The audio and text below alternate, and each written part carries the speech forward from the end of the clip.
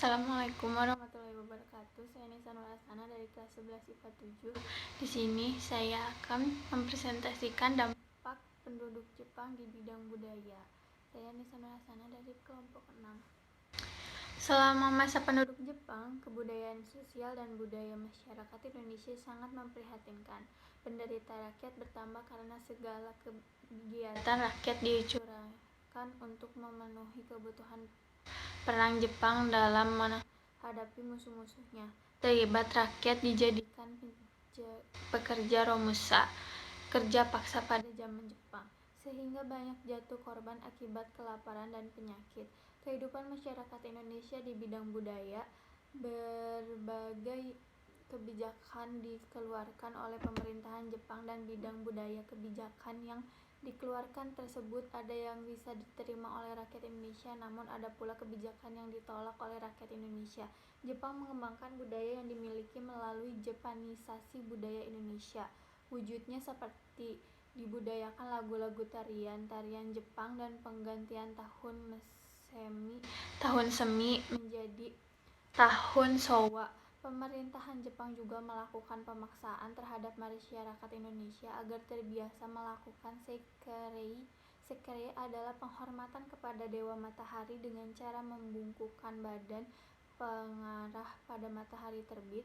Ini adalah ritual bangsa Jepang dari agama Shinto yang mengajarkan untuk menghormati Dewa Matahari. Penghormatan seikirei ini biasanya diikuti dengan menyanyikan lagu kebangsaan Jepang, Kimigoyo.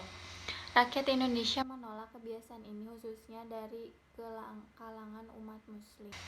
Selanjutnya, pengaruh bidang budaya. Yang pertama, pembentukan Keimi Budi Sikota yang tanggal 1 April 1943 di Jakarta. Fungsi lembaga ini mewadahi aktivitas kebudayaan Indonesia. Yang kedua, dibentuk Persatuan Aktris Film yang tadi Persafi, yang bertujuan mendorongkan artis-artis profesional dan amatir Indonesia untuk bereksperimen dengan mengubahkan lakon terjemahan bahasa asing ke bahasa Indonesia. Di pembahasannya, selain di atas pengaruh Jepang pada bidang sosial, ada Patrik Pembudayaan Wanita, ya Yugun Ianfu. Banyak wanita muda Indonesia yang digunakan sebagai wanita penghibur bagi perang Jepang. Yang kedua, kegiatan romusa yang menyengsarakan dan memiskinkan rakyat. Yang ketiga, membatasi pers sehingga tidak ada pers yang independen dan mengawasi, berada di bawah pengawasan Jepang. Yang keempat, semakin banyak tindakan kejahatan.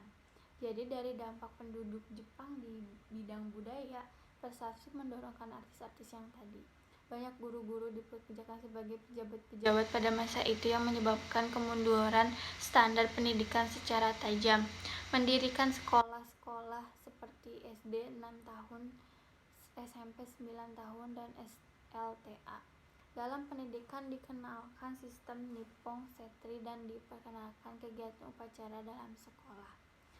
Dampak positif, Jepang telah memberikan kebebasan kepada bangsa Indonesia untuk menggunakan bahasa Indonesia sebagai bahasa pengantar, bahasa komunikasi, bahasa penulis, dan sebaliknya bahasa Belanda tidak boleh digunakan.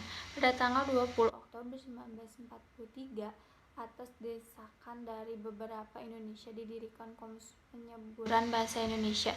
Tugas komisi adalah penentuan terminologi, yaitu istilah-istilah modern, dan menyusun suatu tata bahasa normatif dan menentukan kata-kata umum bagi bahasa Indonesia. Berdirinya Komisi Penyeburan Bahasa Indonesia itu pada akhir berhasil mengkodifikasi 7.000 istilah bahasa Indonesia modern. Kebijakan Jepang di bidang kebudayaan.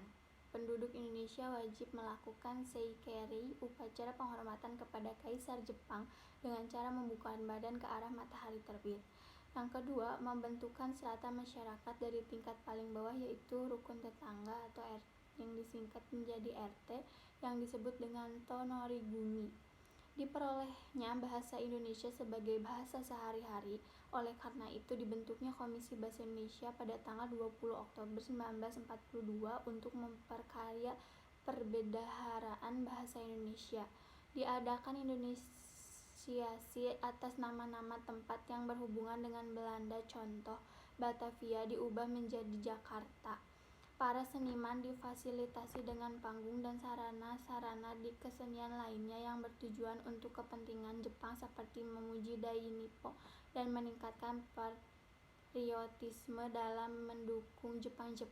Beberapa akibat penduduk Jepang bidang sosial budaya antara lainnya kesulitan proses komunikasi antara pulau dan dunia luar karena semua saluran komunikasi dikendalikan oleh Jepang. Semua nama-nama kata-kata menggunakan bahasa Belanda diganti bahasa Indonesia seperti Batavia menjadi Jakarta, Butezelo menjadi Bogor. Kebijakan Kisonoya itu tradisi kerja bakti secara massal pada masa pendudukan Jepang, mendirikan pusat kebudayaan Keimin Bunka Shindo pada 1 April 1943 untuk menguasai karya para seniman agar tidak menyimpang dari tujuan Jepang. Kekejaman Kenpetai. Jepang sering bertindak sewenang-wenang. Kekejaman dilakukan Kenpetai. Polisi militer Jepang. Rakyat sering ditangkap, ditahan, dan disiksa. Pada masa penduduk Jepang, banyak perempuan Indonesia yang ditipu oleh Jepang dengan dalih untuk bekerja sebagai perawat atau di sekolahan. Tetapi ternyata para perempuan tersebut ditangkap dalam kamp-kamp tertutup yang dipaksa menjadi wanita penghibur. Kamp-kamp tersebut ditemukan di Solo, Semarang, Jakarta, dan Sumatera Barat. Seikerta adalah cara penghormatan pada masa penduduk Jepang di mana rakyat diwajibkan membungkuk 90 derajat setiap pagi sebelum upacara ke arah matahari terbit sebagai bentuk penghormatan kepada Kaisar Jepang Tenno Keika yang dianggap keturunan Dewa Matahari. Penghormatan Seikerei diikuti dengan menyanyikan lagu kebangsaan Jepang berjudul Kimigoya. Tetapi kewajiban Seikerei ini mendapat pertentangan oleh kalangan ulama sehingga menimbulkan perlawanan fisik.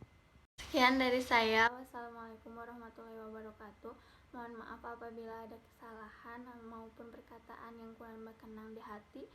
Sekian dari saya. Wabillahi taufiq wal hidayah. Wassalamualaikum warahmatullahi wabarakatuh.